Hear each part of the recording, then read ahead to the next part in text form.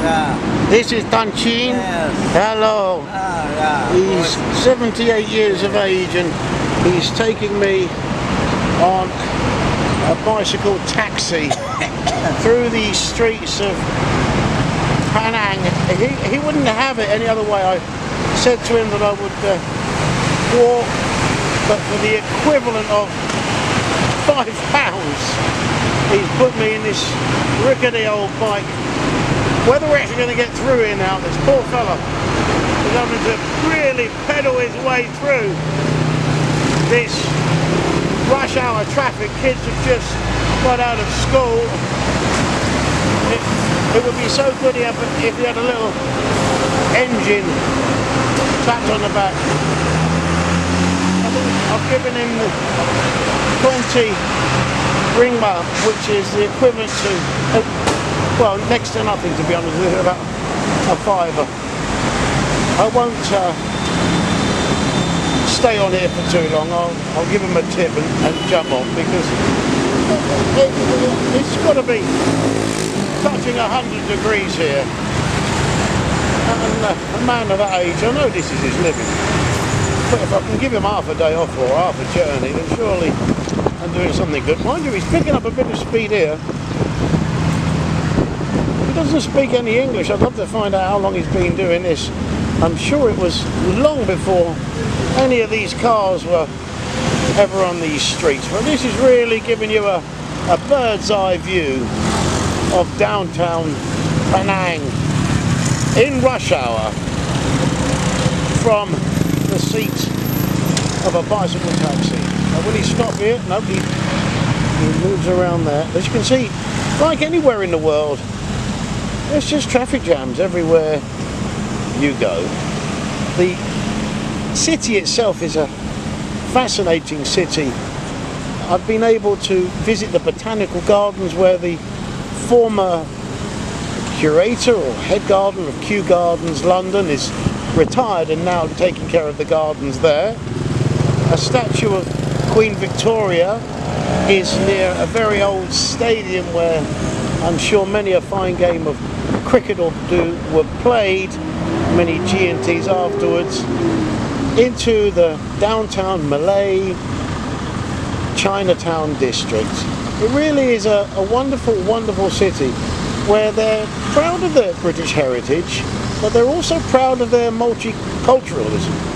With 40% Islam, 30% Hindu, 20% Jewish, 10% Christianity. It really is a very multicultural society which really does get on rather well.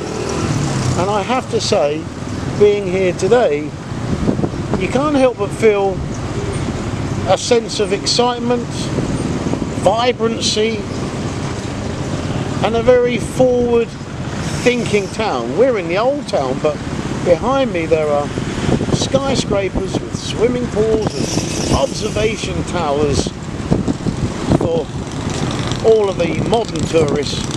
But downtown here, we're in very much a traditional part of Penang itself.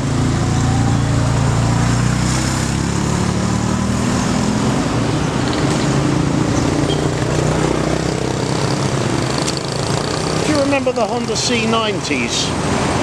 I thought were long gone, but not here in Penang. Still very much the moped of choice. We are overrun by mopeds and motorcycles.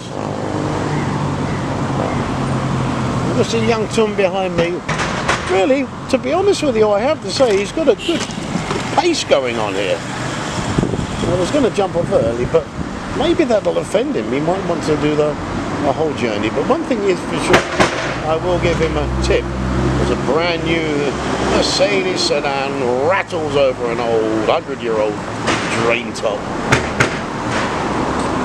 I've been looking at all these drain tops and some of these buildings and seeing words like Bradford and Scotland, made in England. Fills you with a sense of pride. How Britain did build this fine city, and once again they don't build it like they used to. Those buildings have stood the test of time and still bear testament to the British who were here for many years, and to this very day there is a population, an expat population that work in the petroleum sector, the banking sector, and still a very lively British expatriate community. As we continue our way down the, looks like the main highway, this for me is a first. I've never taken a bicycle taxi anywhere on my travels. So for me it's as exciting, hopefully, as it is for you to watch this and feel this with me. We've got one thing in common: it's for the first time.